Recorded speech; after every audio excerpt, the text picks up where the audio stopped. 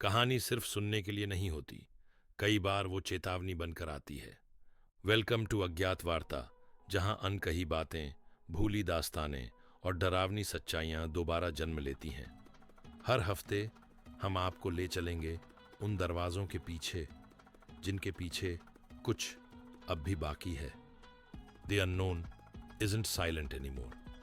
कभी कभी कुछ जगहों पर सिर्फ यादें नहीं, आत्माएं भी ठहर जाती हैं, और जब वो लौटना चाहें तो दरवाजे अपने आप खुलने लगते हैं। ये कहानी मेरी नहीं, मेरी बहन की है। आर्या, नाम बदला गया है। वो मुझसे 3 साल बड़ी है और पिछले साल दिल्ली शिफ्ट हुई थी एमबीए करने के लिए। दिल्ली एक ऐसा शहर जहां सपनों के साथ साथ साएं भी चलते हैं। आर्या एक पार्टी लविंग लड़की थी और उसका पीजी का माहौल भी खुला था। कोई ज्यादा रोक टोक नहीं। पीजी की 3 मंजिलें थीं। हर मंजिल पर 3 कमरे और ग्राउंड फ्लोर पर मकान मालिक का परिवार। आर्या की रूममेट फ्रेंडली थी और उनके छोटे से ग्रुप की वीकेंड पार्टीज आम बात थीं। लेकिन क्या आप जानते हैं, कुछ घरों में दरवाजे से ज्यादा तेज बोलती हैं दीवारें। एक शुक्रवार की रात 1:15 के आसपास दोनों लड़कियां पार्टी से लौटीं, थकी हुई लेकिन मुस्कुराती हुईं, हाथ में स्नैक्स, बैग्स और ढेर सारी बातें। पीजी का गेट खोला और तभी ग्राउंड फ्लोर के एक बंद कमरे से तेज रोशनी निकली। सामान्य रोशनी नहीं, जैसे किसी पुराने बल्ब की चमक जो अचानक भड़क उठी हो। और फिर, तू फिर लेट आई है, अगली बार आई ना तो जान ले लूंगा। एक अधेड़ मर्द की गुस्साई आवाज। वो आवाज इतनी अचानक, इतनी कड़वी थी कि आर्या और उसकी रूममेट वहीं जम गईं। हंसी रुक गई, दिल की धड़कनें तेज हो गईं। दोनों एक दूसरे को देखने लगीं, जैसे मानना चाहती हों कि ये भ्रम है। क्या आपने सुना? रूममेट की आवाज कांप रही थी। आर्या ने सिर हिलाया। वो शायद मकान मालिक होंगे।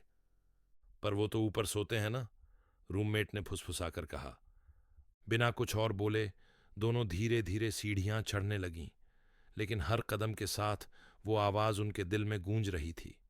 सोते सोते अचानक उसे पैरों पर किसी का हाथ महसूस हुआ। वो हड़बड़ाकर उठना चाही, लेकिन उसका पूरा शरीर भारी हो चुका था। आंख खुली, अंधेरा, जबकि उसने नाइट लैंप ऑन किया था। घुटनों तक का हिस्सा जैसे बर्फ की तरह ठंडा लग रहा था।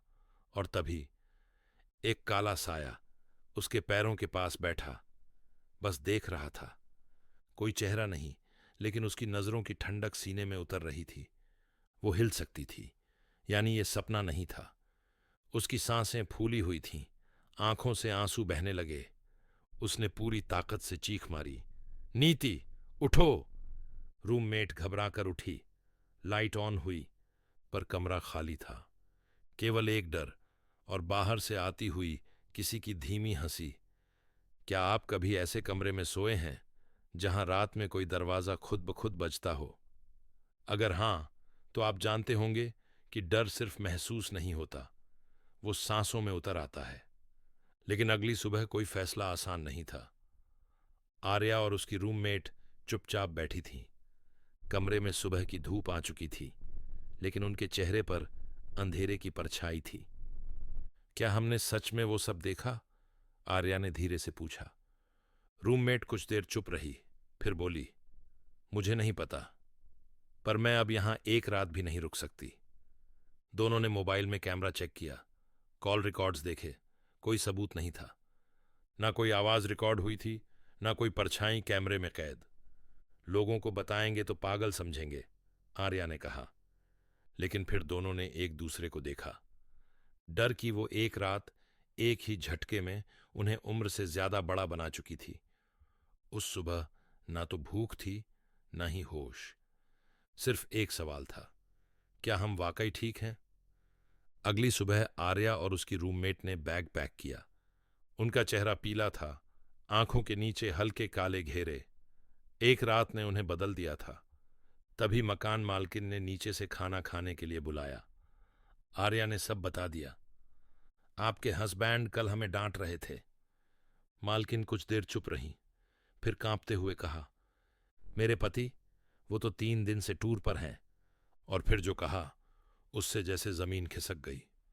और जिस कमरे से आवाज आई वो तो 1 साल से बंद पड़ा है। मेरे ससुर का कमरा था, जिनकी कोविड में मौत हो गई थी। उस कमरे में न लाइट है, न कोई जाता है, पर रोशनी आई थी, आवाज आई थी। मकान मालकिन ने और भी डरावनी बातें बताईं। वो बहुत सख्त थे। अगर कोई लड़की देर से आती तो पूरी बिल्डिंग गूंज उठती थी। और जब कोविड के दौरान क्वारंटीन में थे तो रात भर दरवाजा पीटते रहते थे, खोलो, बाहर आना है। आर्या पहली लड़की थी जो कोविड के बाद उस पीजी में आई थी। और तभी से शुरू हुई थीं अजीब घटनाएं। खांसी की आवाजें, जैसे कोई रात में दम घुटने से जूझ रहा हो। रात में दस्तकें, जिनका कोई जवाब नहीं देता। कमरे में किसी की धीमी चहलकदमी, जैसे कोई बेपरवाह टहल रहा हो। कभी कभी आत्माएं क्वारंटीन से बाहर नहीं आ पाती, या शायद हम ही उनके घेरे में चले जाते हैं। आखिरकार आर्या और उसकी रूममेट ने पीजी छोड़ दिया, लेकिन डर वहीं रह गया। आर्या अब भी कभी कभी उठकर रो पड़ती है। उसके पैर अब भी सर्द हो जाते हैं रात में, जैसे कोई उन्हें छू रहा हो। कुछ हफ्तों में बाकी लड़कियां भी चली गईं। अब मकान मालकिन भी वो घर छोड़ने की सोच रही हैं, क्योंकि हर रात दस्तक होती है। हर रात कोई कहता है, खोलो। यहां तक कि उनका बेटा भी अब कहने लगा है, मम्मा, दादाजी फिर से मेरे कमरे में आए थे। क्या आत्माएं भी क्वारंटीन में फंस जाती हैं? या कुछ रिश्ते मौत के बाद भी पीछा नहीं छोड़ते? ये कहानी हमें एक पुरानी पोस्ट में मिली, लेकिन इसे पढ़ने के बाद कुछ देर तक हम सिर्फ चुप बैठे रहे।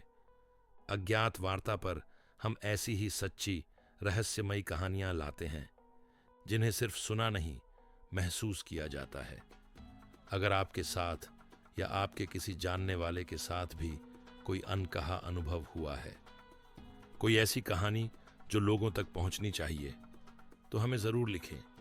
शायद अगली कहानी आपकी हो। और अगर आपने अब तक सब्सक्राइब नहीं किया तो अभी कर लीजिए, क्योंकि अगली कहानी शायद आपके शहर की हो। अज्ञात वार्ता, the unknown isn't silent anymore.